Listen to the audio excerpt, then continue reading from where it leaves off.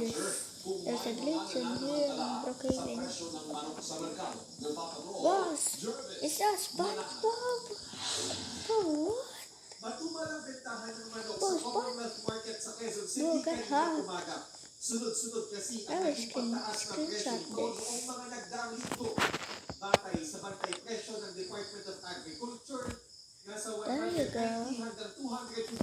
screenshot it. You're gonna be prepared, SpongeBob, to Brookhaven. You're gonna be, hey yo. Oh, sino ba? Ooh.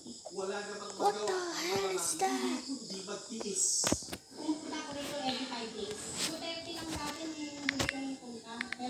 Whoa. What?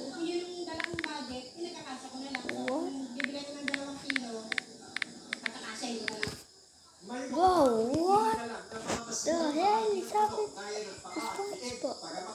Hey, yo. Hey, what is that? And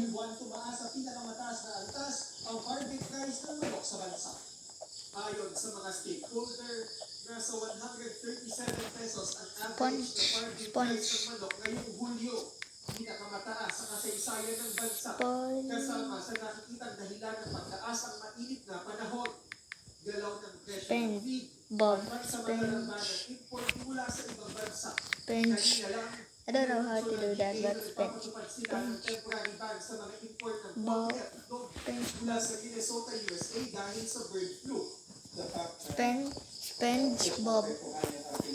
What the heck? What is that? Is that a dog? A dog? Yeah, a dog. Yeah, I'm correct. It's a dog. But it's ayon sa DA, isubing may nagsasamantala sa presyo dahil kahit tumaas ang farming price, nasa 200 piso lang dapat ang retail price nito. Kaya hindi makatagugan na may mga abot ng 250 pesos kada kilo sa ilang palengke. No longer. Hindi lang kasi yung nagtitinda sila yung nasa receiving end. Kailangan tingnan lahat yung pinanggalingan. Baka mamaya may nananamantala from the source, from the traders. Tinanggal naman ang import ban sa poultry products mula sa Czech Republic dahil nag-resolve na nila I'm clicking right now. influenza outbreak. Jervis Manahan, EBS. Ilang araw bago ang kanyang ikatlong State of the Nation address, Oh, what is that? Ayusin ko naman sa taas. They don't Lagyan know. ko ng bastig.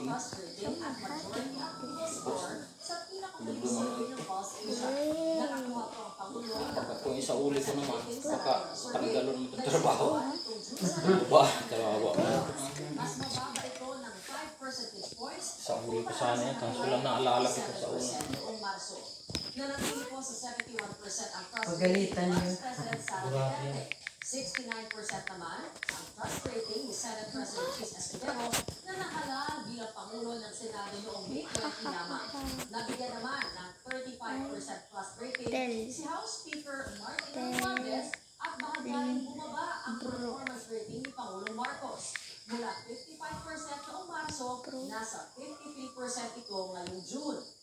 Tumaas naman sa 69% mula 67% ang rating ni VP Sara habang nakakuha si Speaker Romualdez ng 35%. Hiniling umano ni Vice President Sara Duterte na manatili sa Department of Education I'm telling you, okay, why you are so sa kabila ng kanyang nalalapit at opisyal na pagbibitiw bilang Education Secretary. Bagamat hindi pinangalanan ni VP Sara ang mga tinutukoy na kawani, sinabi niyang malaking kawalan umano sa ahensya ang pagbibitiw ng ilang nakaupong undersecretaries at assistant secretaries na epektibo rin sa July 19. Magpupulong sina VP Sara Duterte at ang incoming DepEd Secretary na si Senator Sonny Angara ngayong Huwebes bago ang opisyal na pagpapalit ng liderado ng kagawaran sa DepEd Central Office. The day na nag-design ako, sent them a message and I invited them for dinner. Naging na nakuha na ng mga Yusef and Asif. Please stay until the new secretary will Oh, I said you. because otherwise, Why is this appearing? It's annoying. What is that? But what is that? One thing is letting go. What? Oh, what the? What the? Oh, kalusugan at trabaho. Ilan lamang yan sa mga pinangako ni Now, Ferdinand this is Marcos Sancho. Jr. ng prioridad ng kanyang administrasyon sa nakalipas na State of the Nation address niya. Ay ano ba ang mga natupad nito sa loob ng 2 taon niya sa pwesto bilang Pangulo? May special report ng pagpapasong ni Joyce Palancio.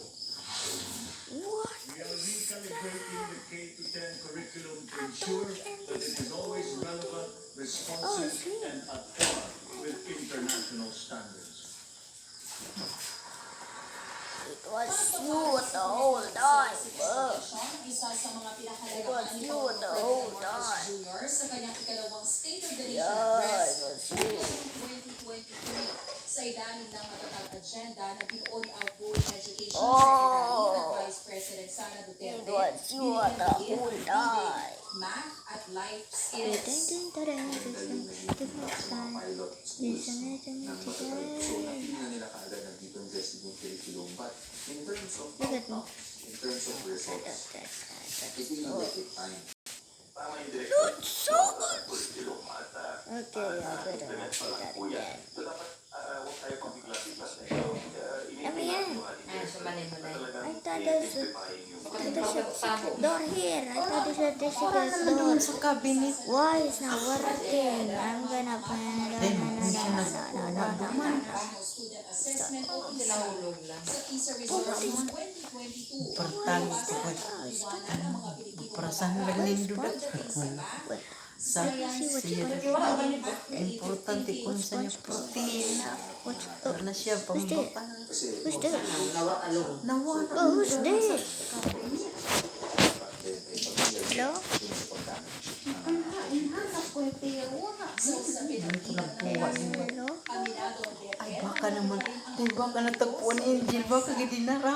Yes.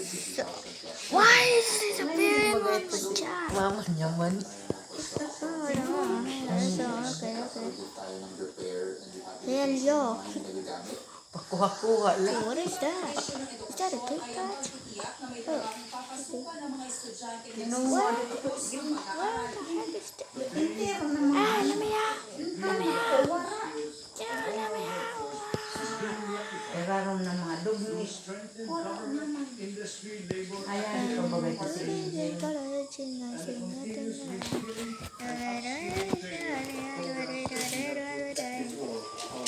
Why would I?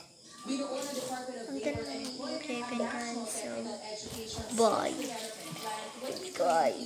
2020-2028 para tiyaking akma ang labor Well, force ng Pilipinas sa demand ng mga